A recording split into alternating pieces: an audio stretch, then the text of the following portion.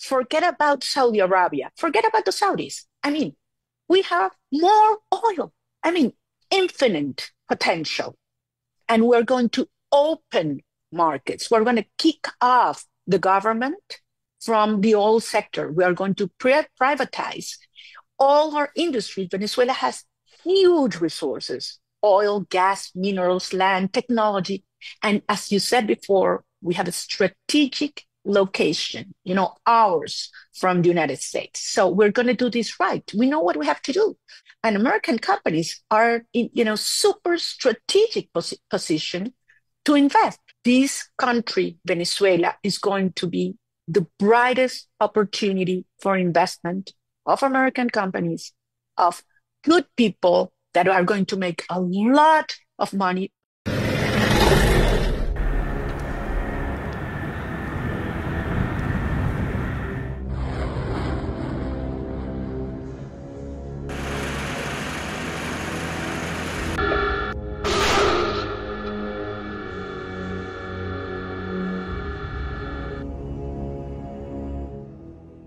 The skies over Latin America are shifting once again. In a move that immediately caught Washington's eye, Moscow has reportedly delivered advanced air defense systems to Venezuela, a country already under intense Western sanctions and political isolation. This is not just a weapons delivery, it's a calculated message from the Kremlin, and it speaks louder than any diplomatic statement. Reports from Russian state media claim that Pantsir S-1 and Buk-M2E air defense systems have recently landed in Caracas aboard massive IL-76 transport aircraft. Both platforms are proven assets on modern battlefields, designed to track and destroy enemy aircraft, cruise missiles, and drones. For Venezuela, they represent a shield against potential airstrikes. For Russia, they are a symbol of reach and defiance.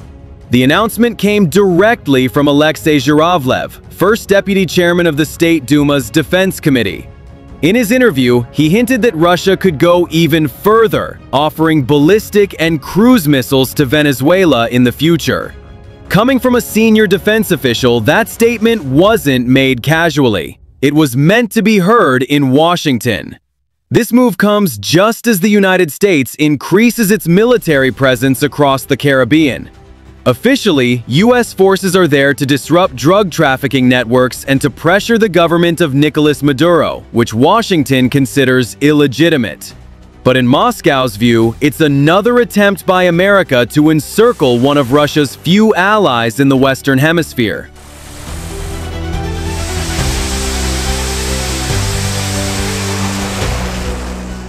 At the same time, the U.S. Navy's most advanced aircraft carrier, the USS Gerald R. Ford, is moving through the Atlantic toward the Caribbean. The timing raises eyebrows. Analysts believe the deployment is meant to send a message of its own, a reminder that the U.S. still dominates the seas near its own backyard.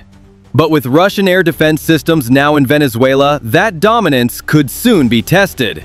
The Pantsir S-1 can intercept drones and aircraft up to 20 kilometers away, while the Buk-M2E can strike high-speed targets at distances beyond 45 kilometers.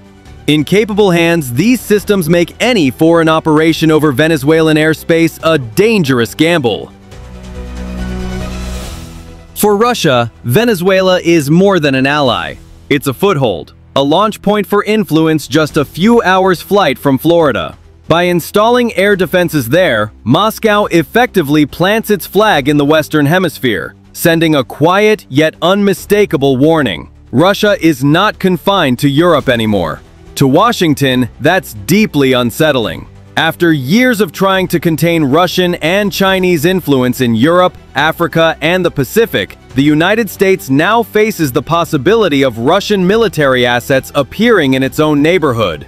No shots have been fired, yet the message is as sharp as ever: deterrence through presence. For Nicolas Maduro, the Kremlin's backing is a lifeline. The arrival of these systems strengthens his regime's ability to resist Western pressure and gives him political leverage at home. But it also comes with strings attached, a deeper dependence on Moscow, both militarily and economically. Why now? Timing is everything. With global attention focused on Ukraine and tensions rising in the Middle East, Moscow is seizing the moment to reassert itself elsewhere, in regions long dominated by the United States. By arming Venezuela, Russia is not preparing for war, but for influence. It's a strategic play meant to stretch Washington's attention and resources even further. Reactions from the United States and NATO have been cautious but concerned. Pentagon officials have called the move provocative, while NATO sources warn that Russia may be trying to recreate Cold War-style flashpoints. Yet so far, there's no sign of direct escalation. Both sides appear content to let symbolism do the talking, at least for now. But history has a way of repeating itself. The last time Moscow placed weapons near American shores, the world came close to nuclear war. Today's situation is far less dramatic, but the echoes are unmistakable. The Caribbean may once again become the stage where great powers test their resolve, and the next move will determine whether this is just a geopolitical gesture or the start of a new era of confrontation. The Pantsir S-1, one of the systems reportedly delivered, is among Russia's most flexible short-range air defense platforms. Mounted on an 8x8 truck chassis, it combines rapid-fire autocannons with radar-guided surface-to-air missiles. The system can detect and engage multiple targets simultaneously, from low-flying cruise missiles to high-speed drones, even under electronic jamming.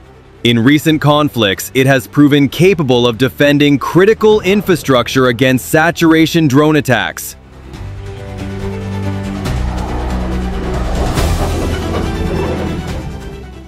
The Book M2E, on the other hand, operates at a higher tier. It's a medium-range missile system designed to intercept aircraft, guided bombs, and even some types of ballistic missiles. Its radar can track up to 24 targets at once and engage several simultaneously.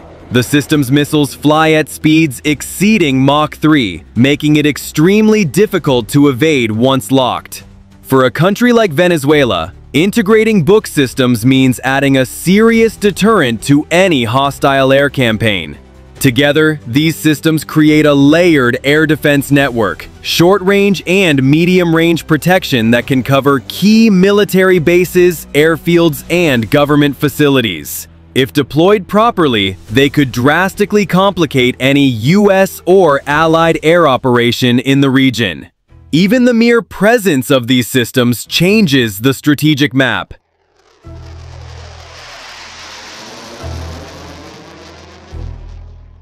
What's more, Russian military advisors are believed to be assisting Venezuelan forces with training and system integration. That presence, however small, effectively places Russian personnel inside a region long considered under American influence. It's not just about hardware. It's about the flag, the uniform, and the signal it sends.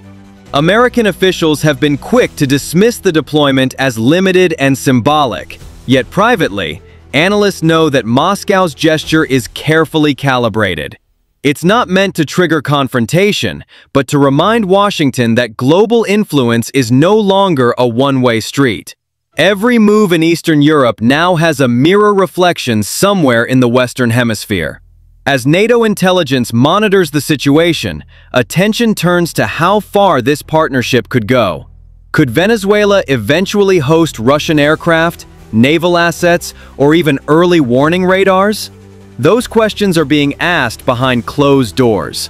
For now, the systems in Caracas stand as both shield and statement, a line drawn quietly but unmistakably across the map. In the end, what Russia has done is not merely arm an ally. It has re-entered a geopolitical arena once thought untouchable.